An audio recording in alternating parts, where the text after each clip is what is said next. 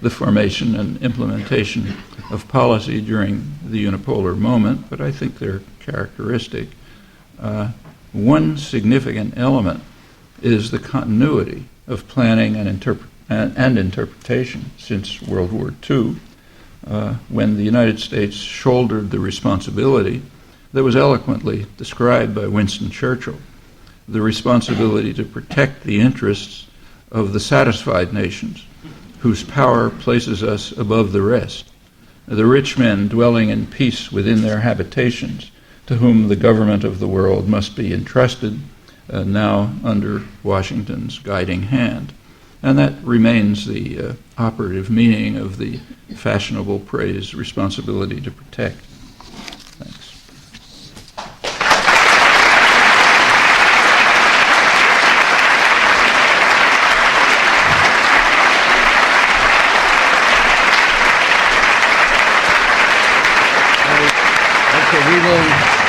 We will field some questions, we'll field some questions, as you said, yeah. Okay.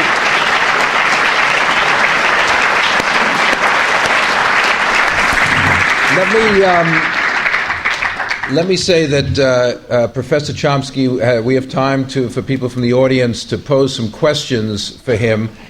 There are, I see a couple of microphones here, and given the unsteady acoustics in this room, it would be a good idea for anyone who wants to pose a question to just come up to one of these two microphones in the center aisle. So I invite anyone who wants to ask a question to just come up, and we will hear you. Go ahead. Thanks for your talk. My question is about Afghanistan. We hear a lot in the corporate media about why we're in Afghanistan and why we need to expand the number of troops there, how that might hasten the end of the war somehow, and we're in there to fight Al-Qaeda because they're a threat to us, and so forth. Why do you think that the United States is in Afghanistan? What do you think the real mission is? We can go back to the original invasion. You heard a version of the story from Obama a couple of nights ago, but there's also reality, not just invention. And it's pretty easy to check. You know, it's not obscure. I mean, you're not going to find it in the front pages, but a little work and you'll dig it out. So it was supposedly a reaction to 9/11. We had to defend ourselves from terror. Well, let's imagine that protection of the population from terror was a high priority of the government. It's almost unimaginable, but suppose it were true. Well, they had some very straightforward ways to proceed. I'm sure their specialists in the State Department could have informed them that the jihadi movement was highly critical of Osama bin Laden. They bitterly condemned 9/11. I mean, there were fatwas coming out from the most radical clerics in Al-Azhar University, the most important university, denouncing Osama bin Laden and so on. So there was a perfect opportunity to split the jihadi movement, isolate Osama bin Laden, and significantly reduce the threat of terror.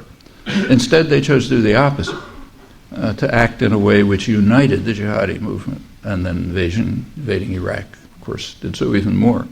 As one of innumerable examples that protecting the population is not a high priority of this government or governments in general. So that would have been one reaction. Now, of course, there was a serious crime, not as serious as 9/11, 1973, but still very serious. So what do you do when there's a crime? Well, you try to identify the perpetrators, capture them. If it's an international issue, use international forces, no problem in this case, and bring them to trial and have a fair trial. Well, they couldn't do that. They didn't try to do that, and there's a good reason, which was explained later on. 8 months after 9/11, the head of the FBI, Robert Mueller, had interviews with the Washington Post in which he told them that we really don't know who was responsible. He says, we believe that the plot was hatched in Afghanistan, but implemented in the United Arab Emirates and Germany. Well, if they only could believe it in April. They didn't know it the preceding October, which is why they did not respond. Presumably, that's the reason why they didn't respond to the Taliban when they, who had made tentative offers to extradite Osama bin Laden, but wanted to see some evidence. That's what you do when you ask for extradition. And of course, this was contemptuously rejected. So we went ahead and bombed. That's a major war crime. First of all, there was no international authorization of any kind, totally violated international law, but it was a moral war crime in a deeper sense. You have to go back to that time. At that time, there were an estimated 5 million Afghans. They were right at the edge of starvation, and it was predicted that the aid agencies, which all had to flee, warned repeatedly and loudly that if the U.S. bombed, it would put at risk another 2.5 million people. Well, fortunately the worst didn't happen, but that's not the way you estimate the moral character of an action. You estimate it on the basis of likely consequences. So they were willing to take a risk of killing another 2.5 million Afghans in order to achieve their ends. Well, what were the ends? Not to end terror, plainly. Actually, I think the ends were pretty well described by some of the leading anti-Taliban Afghans, including the U.S. favorite, Abdul Haq, who was later killed. They strongly, strenuously objected to the bombing. They said the bombing is just killing innocent civilians. It's undermining our efforts to overthrow the Taliban from within, which they thought pretty reasonably could succeed. And you're only doing it because you want to show your muscle and intimidate the world.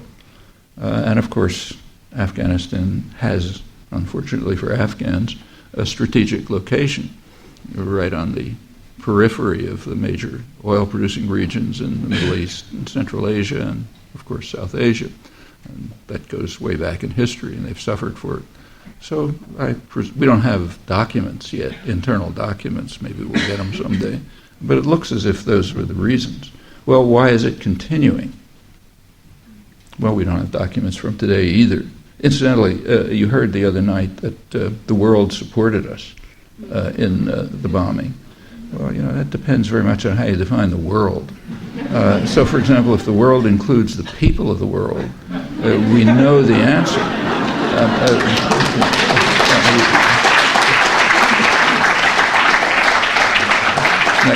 You have to do a little work to find the answer, but it's not really difficult in these internet days, and there are books, mine, others, that talk about it.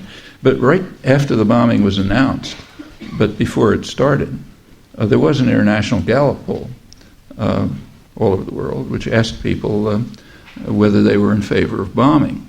Now, the question was asked on the assumption that it would be selective. It would go after the perpetrators, and those civilians would be attacked, which, of course, never happened. And on that assumption, there was very little support. Only 2 countries had even majority support. One was India, the other was Israel.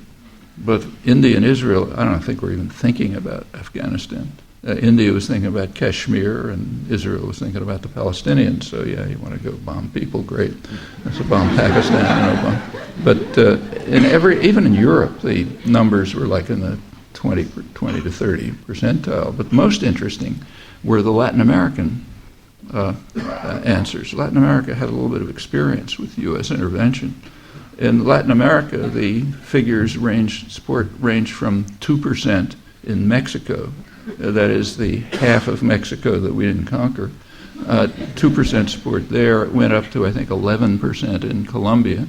And even in Panama, which is practically a U.S. colony, it was like 16% or something. Well, that was the popular support for the bombing on the assumption that it wouldn't hit civilians, which of course it did. The media cooperated by not reporting it. An international gallup poll on an issue like that is kind of important, so therefore it's better suppressed. Why are we staying? As I said, we don't have internal documents, but I suspect it's partly the same reasons, the strategic location, and so on and so forth. There's probably another factor. It's what Dan Ellsberg called the what do you call it, the stalemate machine, I think. When he was writing about U.S. policies in Vietnam through the 60s, he said kind of accurately, I think the documents support it, that the idea was to just keep it going so you don't lose the next election. If you wanted to win the war, I mean, in my opinion, the U.S. actually did win the war in Vietnam, but that's another story. But if you wanted to reach the maximum goals, you would have had to move up to nuclear warfare or something like that. And to reach the maximal goals here, it's not even clear how you would do that. But you don't want to, be attacked as soft, wimpish, not courageous like Theodore Roosevelt and those good guys that we honor. So it's probably that the stalemate machine is probably a factor. I mean, the plans that were announced the other day make absolutely no sense on any grounds. But we're not going to suffer from it except paying. The Afghans will suffer as usual, and the Pakistanis, who may be in real trouble if this continues. We're going to get. Do you want to sit? No, okay. That's okay. The next question. What about China doing deals in Africa? Resources, inking deals, pardon the pun, in the Middle East, unipolar version of the official story. Are you turning are they the new Aryans? Are you turning your attention to them these days? Yeah, I'm turning my attention to them, but they're pursuing.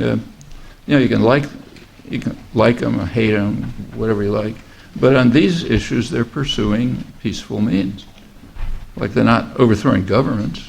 They don't have 800 military bases around the world. They don't outspend the rest of the world combined in military and intelligence expenditures. They're not pursuing the militarization of space. In fact, they're leading the way in global opposition to it. They're not occupying two countries as we are. So, they're pursuing their own interests, trying to gain control over resources. A lot of it's very ugly. So, like supporting the Burmese military, which they do by getting oil from Burma, as incidentally does the United States under Chevron has contracts there, and even more so Britain and France. That's ugly, but it's a long way from military intervention. In fact, they have a lot of rotten things inside, but outside the borders, there's nothing much to complain about. Okay, the next. I want to thank you for your lecture. I have a broader question. Edward Said used to quote a poet, a Caribbean poet, and he used to say there's room for everyone at the rendezvous of victory. We live in a time of unipolar dominance. Do you think U.S. hegemony is ever going to decrease and not be replaced by another polarizing system? Do you think that our unipolar hegemony will eventually be replaced by some multipolar system at some point, or is it? Well, the world is, for the last several decades, economically at least, on the economic dimension, the world's becoming considerably more diverse. So, in 1950, after the war, the United States had literally half the world's wealth. By 1970, it was down to 25%, and now it's maybe 20%. And centers of economic power have been developing. Like Europe is roughly comparable to the United States, in some respects richer. Northeast Asia, the tigers, and now China, India to an extent, are becoming another center of world power. I mean, they're nowhere near the power of the United States. So, actually, I know a historian who teaches in a state college who asks her students every year, freshmen, what they think are the richest countries in the world. And their answers are India and China. Okay, you read the newspapers, you might think those are the richest countries in the world. If you look up the Human Development Index, you find that India, I think, is around 130th or something, and China's around maybe 90th. And it would probably be lower if it wasn't so totalitarian, and you could actually find out what's going on inside. But they're growing powers in a symbiotic relationship with us. They're not.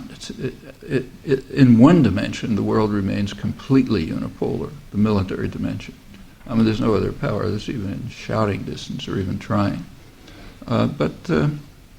And there are now what are called the BRIC countries, Brazil, Russia, India, China. Okay, that's a unit. The world is becoming more diverse.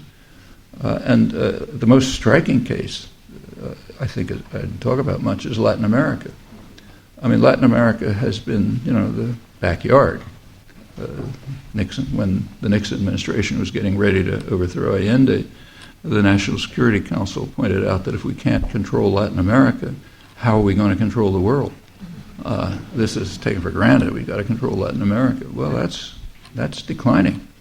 The South America, for the first time in 500 years, is moving towards some kind of integration and towards facing its horrific internal problems. I mean, virtually every Latin American country is kind of like Honduras, where we just praised the democratic election.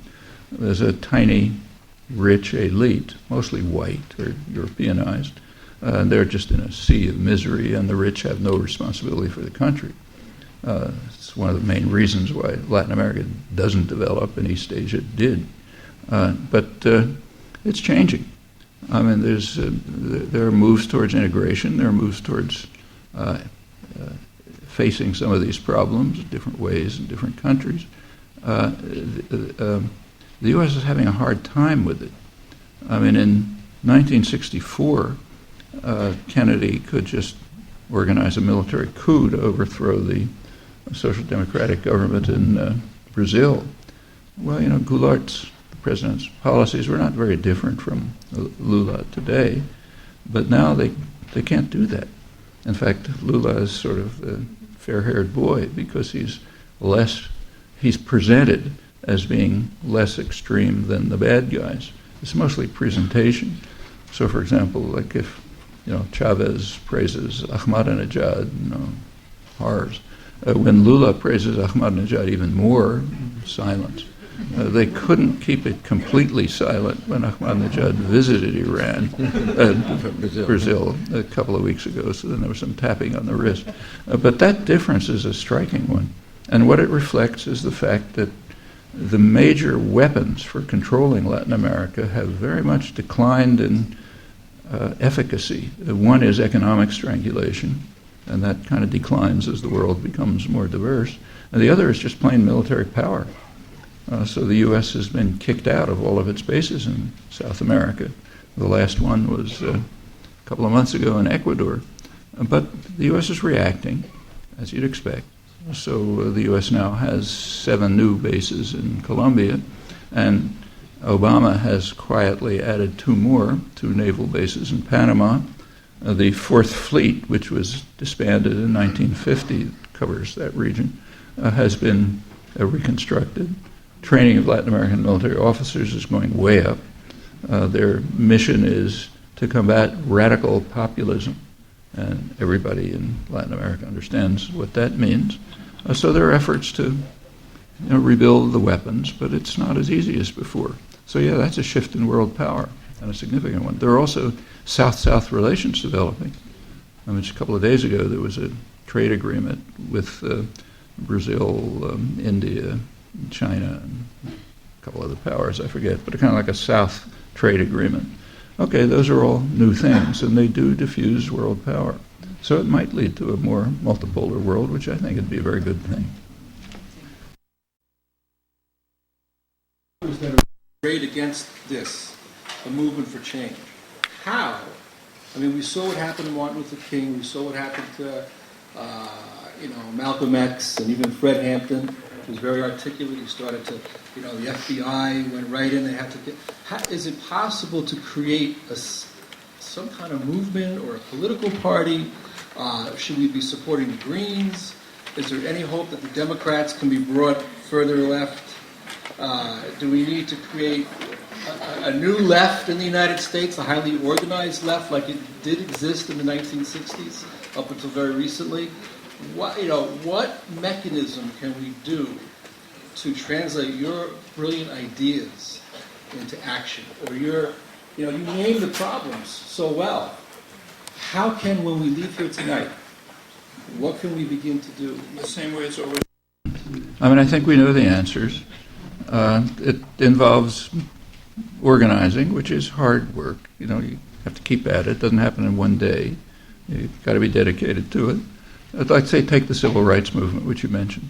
Yes, Martin Luther King was killed, but you know, he would have been the first to say that he did not create the civil rights movement. He was riding on a wave of lots of that action, which goes way back. I mean, we're kind of not allowed to say this, but a lot of it was the Communist Party. But, so, you know, quiet, don't say it. But there was, you know, there's decades, in fact, of activism, which, and even in the 60s, the movement was led by people whose names we don't even know, like every popular movement, like the SNCC workers, who were riding freedom buses and sitting in at lunch counters. And that created a substantial support, which gained, the Kennedy administration tried to block it, but, you know, finally Johnson kind of, you know, authorized it. It had support from the North, crucially, as long as it was attacking racist sheriffs in Alabama. If you take a look at the reactions in the North at the same time, it was quite different. I can talk about that if you like. But it followed the imperial ideology, you know, their crimes, not ours. But it was significant, and Martin Luther King was a very important person. Remember when he was assassinated. He was assassinated when he was organizing a poor people's movement. He was killed in support of a sanitation workers' strike. Okay, that was too much. You know, he stopped being a hero when he wasn't just attacking racist sheriffs in Alabama, but was talking about organizing people, of course, opposing the war in Vietnam. Then his reputation kind of declined among important people like us, you know, the people who write books and articles. But it was a real popular movement, a major one, made many successes, and there was a lot more. I mean, this is a very different country from what it was in the 60s. I mentioned just one thing. You couldn't write that diplomatic history that I quoted from 1969, and nobody could write that today, even in, you know, anywhere in the country. Okay, that's a change in consciousness, but it's also a change in it changed behavior, attitudes, understanding. I mean, probably the most important movement that grew out of the 60s in terms of its effect on the country was the women's movement. Well, it didn't start in the 60s. I mean, germs were there, but it really picked up in the 70s and later. The solidarity movements, which are very important. I mean, that's the first time in the history of imperialism. There's no other country that I know of which ever had anything like the American solidarity movements. Like, people in France didn't go live in a Vietnamese village or Algerian village to help people and protect them from the white predators. But that happened in the United States in the 80s in a very substantial level. Mostly kind of Main Street, you know, it's coming from Midwest, Southwest, evangelical movements. And it's still there. You know, there are solidarity workers all over the place, very brave. And the anti-nuclear movement took off in the 1980s, and it's kind of interesting to see the way elites respond. Read today's Financial Times, British papers. There's the new European Union foreign minister, Lady Ashton, was being grilled on her past. And one of the charges against her was, and she had to kind of apologize for this, was that she was a supporter of CND, Committee on Nuclear Disarmament, which was part of a mass popular movement, you know, reached about 80% in the United States against nuclear weapons. So that's a charge against her in elite circles. But there's a lot of, you know, public is there. So we're in a much better position, easy to go on, but we're in a much better position now than people were in the 60s to carry all this forward. You know, we've got their legacy to build on. And the methods are the old ones. You know, nobody's got a magic key. I think it's absurd to claim that we can't do it. I mean, just take a look at some of the South American countries, like the poorest country in South America, okay, Bolivia. I mean, that's had democratic elections of the kind we can't even dream of. So like in 2005, the majority of the population, the most repressed people in the hemisphere, the indigenous population, actually entered the political arena, elected someone from their own ranks, poor peasant, on real issues, which everybody knew, not hope and change, but the real issues, control of resources, justice, cultural rights, complex society. And election day was not of any particular importance. It was just one day in a constant, ongoing struggle. And that's one of the reasons why the United States why the coverage of Bolivia, is so harsh and critical. I mean, they had real democratic achievements. That's scary. Well, it's ridiculous to claim that we can't do what Bolivian peasants can. Of course we can. I mean, it's not going to happen by itself. Never has. Thank you. Thank you. Next question here. I've been criticized for calling American imperialism and had trouble why America is imperialist when it differs in some ways from classical European imperialism, or even the way we were in the Soviet era. So I was hoping you could articulate an argument exactly how the U.S. is imperialist. How does it? Why is the United? What is the argument for why the United States is more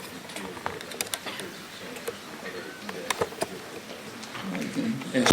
Washington, who called it an infant empire. Conquest of the national territory is imperialism. They didn't doubt it in the 19th century. There is what some historians of imperialism call a saltwater fallacy, meaning you call it imperialism only if it crosses salt water.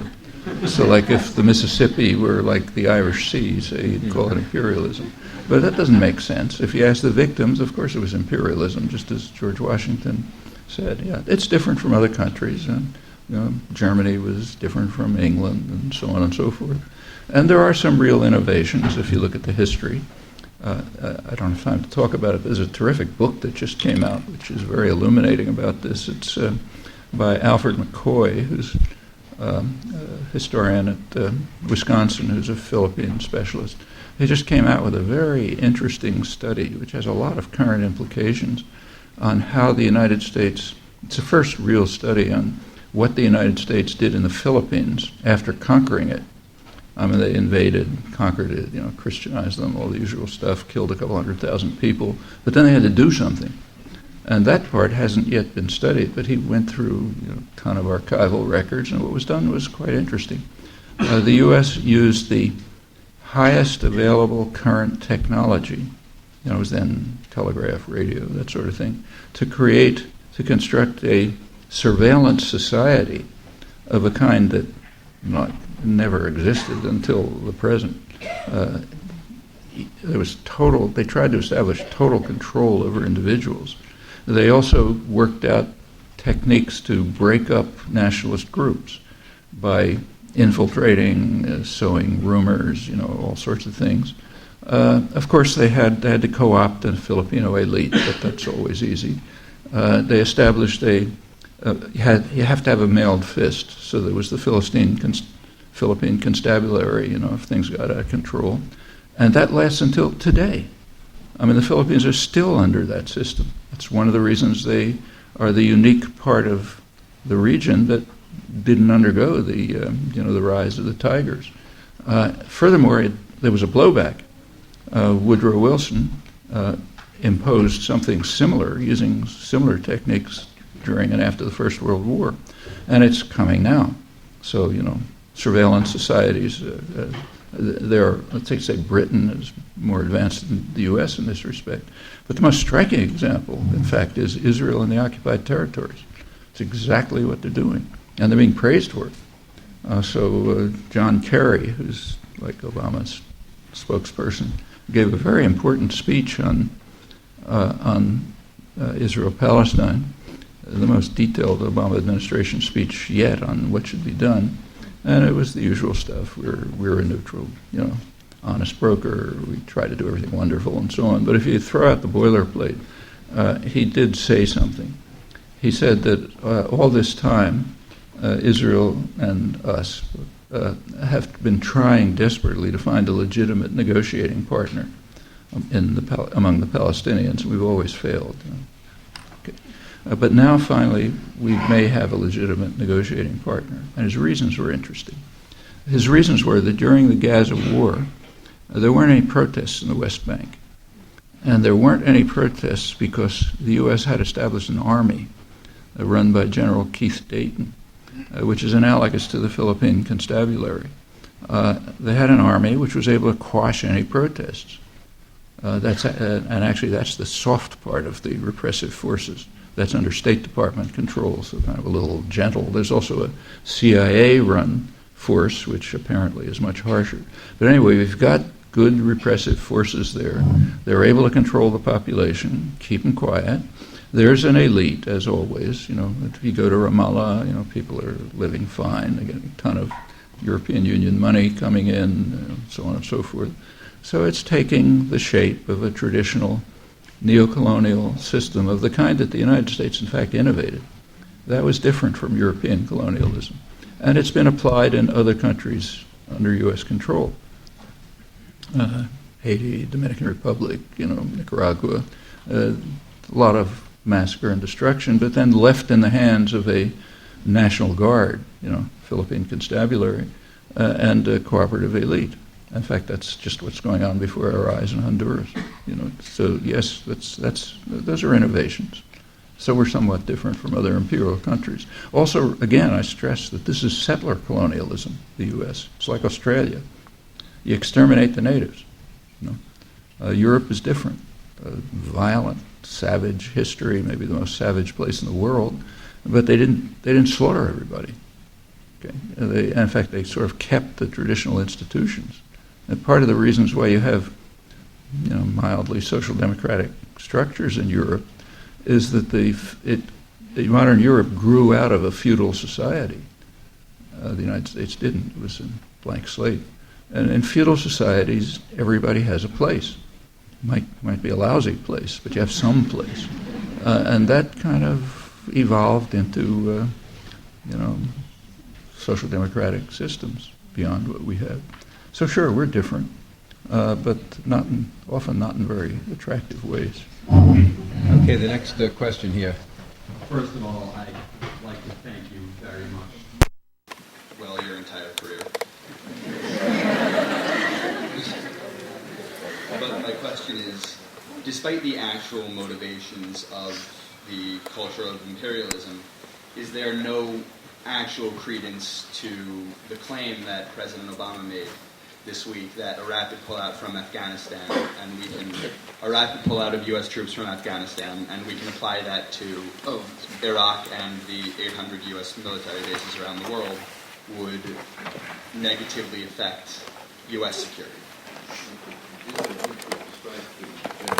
Picture. Is there any truth to the claim of President Obama that a rapid pullout from Afghanistan or other parts of the world would adversely affect American security here at home? Is there any truth to that claim? The United States is the most secure country in the world. And, I mean, if you accept, say, John Lewis Gaddis's principle, expansion is the path to security, yeah, we're not going to be secure until we control every inch of the world.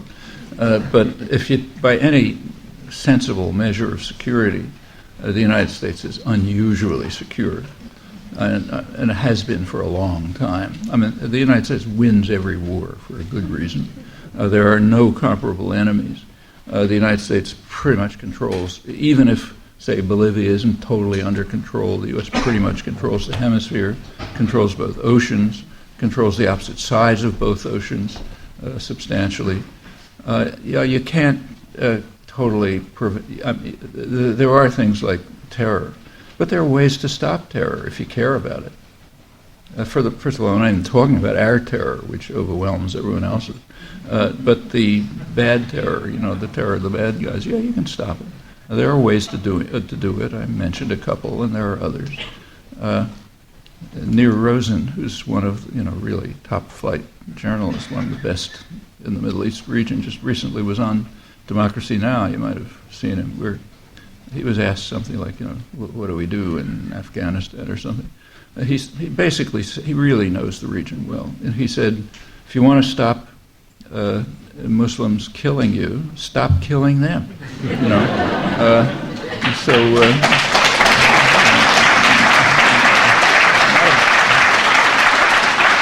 a bad answer. And then concretely say, okay, do something about Kashmir, where the terrorists are bad enough. The Indian Army has been monstrous. So do something about that. Do something about Palestine. Do something about the other grievances. They're real. And then you'll undermine the kind of support that extreme elements rely on. So yeah, there are things to do if you want to increase security. But if you want to increase control, which is very different from security, you do different things. 1 second, ma'am. We are beginning to get toward the end, so I'm going to ask maybe a couple of people to ask questions, and then Professor Chomsky can respond to them, not just individually. So go ahead. Thank you. I'll be very quickly. I'd like to turn our attention to domestic shores. Can you give us some insight into why the U.S. ruling class chose to support and to assure the election of Barack Obama to the tune of $1 billion, the most expensive campaign in the history of this country, and even giving us these Alice in Wonderland political paradigms of a post-racial America? What are the broader implications of his presidency for this country, both in terms of race relation, the increasing attacks against the working class, and the implications of whether or not we will pull out of this depression?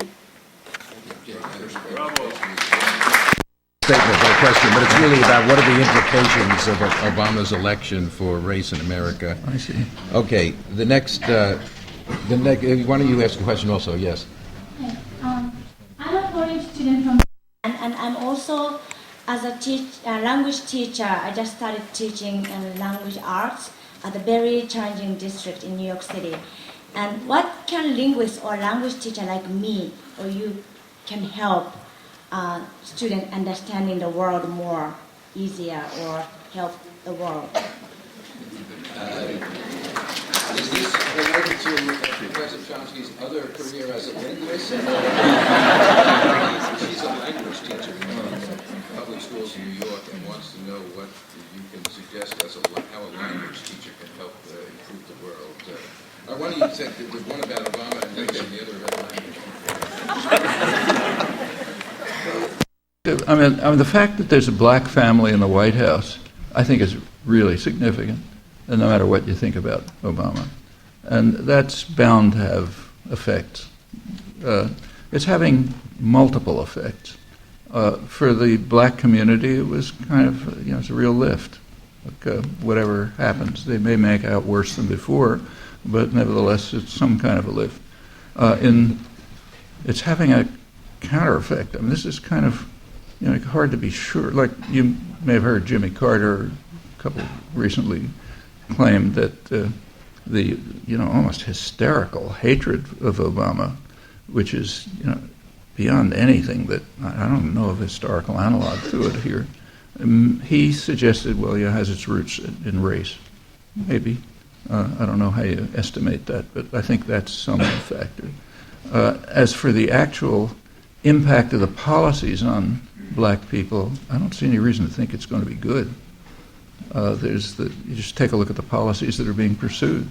I mean, Obama is almost like a caricature of one of the most persuasive and well-supported theories about American political life that I know, namely Thomas Ferguson's, what he calls the investment theory of politics. He says, let's take a look at elections as occasions on which groups of investors coalesce to invest to control the state. We call that an election. And then the policies, he argues, pretty well follow the groups of investors, and he's done pretty impressive work on this for over a century. Obama's almost like a caricature. He was put into office by the financial institutions, who much preferred him to McCain. So the core of the funding apparently came from financial institutions. You got its tricky estimate, you can look at bundling and all kinds of things, but that's what it looks like, and they're getting everything they want, I mean, bonuses, bank profits, they're just exulting. It's like a great victory. Okay, that's what you'd expect. Things like, EFCA and other things are languishing, but it's kind of what you'd expect. I mean, he came in as a kind of centrist Democrat in the Clinton model, and those are the policies. I mean, they're not as harsh as some say Reagan, or Bush, but it's pretty much within the same spectrum. So the effects on blacks are likely to be pretty bad, just as they were under Clinton. We can change that, of course. I mean, any president, no matter who it is, responds to public opinion. That was true, for example, of Nixon, who in many ways was the last liberal president we've had. But there was a response to public opinion, and there were some pretty good policies domestically. So I don't know how to predict it. I mean, it's just like a matter of will and choice. We have to change it. And the language teacher, your advice to her? Well, in language teaching itself, it's like any other kind of teaching. I mean, there are two ways to do it, basically. I mean, you do it like the Marine Corps, which is called No Child Left Behind. You train people to be obedient, submissive, pass the test, forget everything you learned when you pass the test. We've all been through that in our own experience. Ensure, obedient, passive students. That's a bipartisan program. Or you can try to encourage kids' natural creativity and search for. Kids are curious; they want to learn things. Learning language for children is extremely ridiculously easy. I mean, it's like a sponge, and water just comes. So set up the conditions under which it will come naturally, and in the course of that, you can also encourage their own creativity, exploring, imaginative work, writing things, and so on and so forth. But that's a matter of kind of like how you deal with, how you deal sensibly with young people, whether you're a parent or a teacher or anything else. I don't think language teachers or linguists or physicists or anyone else has anything special to say about the kind of problems we're talking about. I mean, each of us, if we're kind of decent human beings, are not just kind of like focused on some professional problem. Can I prove this theorem, say? But we're also human beings. They're concerned about the world. Okay, that's part of your life, and you have to decide what you're going to do with that part of your life. Lots of choices. Let me I think just two more here. Very quickly pose a question, and then Professor Chomsky will answer, and we'll have to end. I just wanted to ask, while we're talking about domestic issues, Congress has passed the Patriot Act and the Animal Enterprise Terrorism Act, and opponents of both acts say that the government is just attempting to oppress opinions against their policies and opinions against what the U.S. conservative group wants to do. So I wanted to ask, you said that we're in a better place now than in the 60s. I mean, people will say that because these acts are being passed and we're not allowed sometimes to speak out against the United States, we're in a worse place. So how would you respond? Patriot Act is unpleasant, but in terms of what people live with all over the world, it's kind of like a tea party. And in fact, the repression in the 60s was far worse. Take a look at the record. Somebody mentioned Fred Hampton before. Okay, Fred Hampton was assassinated, Gestapo-style assassination set up by the FBI. Was part of a major program, COINTELPRO, which was directed first back. It went through 4 presidents, run by the National Political Police, the FBI. It attacked everybody. It started small and ended up attacking the black movements, the women's movement, the entire New Left, anything you thought of. And it was no joke. It went on until the mid-'70s. There's nothing like that now. And that was nothing like Wilson's Red Scare. We don't like it when people are repressive, but the kind of repression that we face is so slight as compared with what people live with all over the world that we really don't have much of a right to talk about it, I don't think. We should object to it. There are things to protest. For example, we should protest things like, say, incarceration, which is a very ugly technique of control, especially the U.S. style. I mean, it's the only country that targets children. Amnesty International came out with a report a couple of years ago investigating around the world children who were in jail for life with no possibility of parole. I don't remember the exact numbers. It was something like 2,500 around the world, of whom maybe 2,300 were in the United States, something roughly like that. I mean, this included like 12-year-old kids who were present when a felony, when a murder took place. So they're in jail for life, no possibility of parole. Just the numbers incarcerated are out of sight. I mean, back around 1980, it was like the rest of the world, you know, the industrial countries, maybe a little high. But through the Reagan years and the Clinton years and on till today, it's just shot out of sight. A lot of it is under drug war pretexts, I stress, and it's targeted primarily black males, also black women, Hispanics to an extent. And if you think about the history, I mean, Eric can say this much better than I can, but if you look at African American history, it's been one of almost constant slavery. I mean, it was literal slavery for much of the black population up until Civil War. And then there was a period of Reconstruction, 10 years, and went right back to what it was pretty much, through criminalization. I mean, black life was criminalized. You know, you're standing on a street corner, you look the wrong way at a white woman, whatever, you go to jail forever. A large part of the U.S. Industrial Revolution was based on what amounts to slave labor, you know, criminalized blacks. And of course, correct me if I'm wrong, but my impression is that the treatment of blacks in the post-Reconstruction period was worse than slavery, at least as far as I can make out, for good capitalist reasons. You know, if you own a slave, that's capital. You got to kind of keep it, take care of it. If you just pick it up from the, you know, from the jails, where the state is doing the work of criminalizing black life, okay, who cares? Work them to death and throw them away and get the next one. Well, there was that really went on till the Second World War. During the Second World War, there was a need for free labor. Then comes a couple of decades of, you know, when blacks could kind of work their way into the skilled labor force, you know, become an auto worker, that kind of thing. But it was over by the mid-'70s, by the shift in the economic programs to financialization of the economy and undermining of productive capacity. And right after that comes the incarceration, which I think if you look at it in many ways is kind of structurally similar to the post-Reconstruction, you know, criminalization and slavery period. So there's a whole history, you know. I mean, this is, you know, sketch. It's more complex, obviously. I don't know if you think that's more or less Well, accurate. we don't have time to give a full, but that's fine. All right, the final question, very briefly, please. I would like to thank you first for being here today.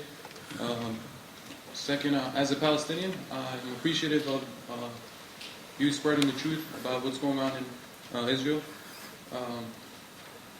I would like to ask you a question about Zbigniew Brzezinski. Zbigniew Brzezinski, I would like to ask you a question about him. He was very influential in the Obama transition team. I believe he was an advisor. We know that he created the Mujahideen to fight in Afghanistan. I was wondering what were your views on him? What are your views on him? Well, former professor at Columbia. In 1998, Brzezinski gave a famous interview in which he took credit for creating the Mujahideen. Okay, we don't really have much evidence that ever happened. I mean, he was National Security Advisor under Carter, and it's true that there was a kind of a trickle of aid that went to Mujahideen, but it really took off under Reagan. So I don't know if he was boasting or if it's true. He was taking credit for overthrowing the Soviet Union, essentially. In fact, he was asked in that interview. Yeah, he was asked in that interview. It was in France. Don't you think it's kind of ugly to destroy Afghanistan by supporting these radical Islamist fanatics?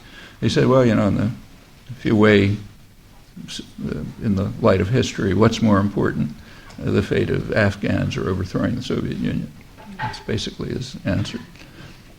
Whether it was true, I don't know. I don't think we have much evidence for it. But he was on the Carter transition team, and I should say that on the Obama transition team. And in the spectrum of policy analysts, he's one of the saner ones, I think. And a lot of what he says makes pretty good sense on the Middle East too. I don't like him. I'm sure he wouldn't like me, but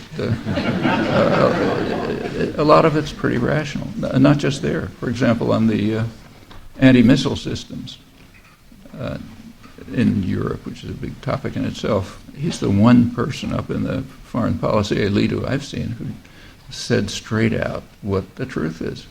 It's a non-functioning technology against a non-existent threat. And that's quite true. I mean, even if Iran had nuclear weapons and missiles, nobody wants that, of course, but the chances that they would use them are like minuscule. The U.S. intelligence analysts say it's undetectable. All they have to do is load a missile, and the country gets vaporized. If they have them at all, it's for deterrence. And that would be understandable with a hostile superpower occupying two countries on their borders, Israel threatening to attack them all the time. So, yeah, maybe they're developing, I don't know. But at least he said it sensibly. He's also been one of the few people who's talked openly about the fact that, we should go ahead and sort of break our 35-year opposition to a diplomatic settlement in Israel-Palestine and join the world on this. So, pretty reasonable, I think. Well, let us all thank Noam Chomsky for coming.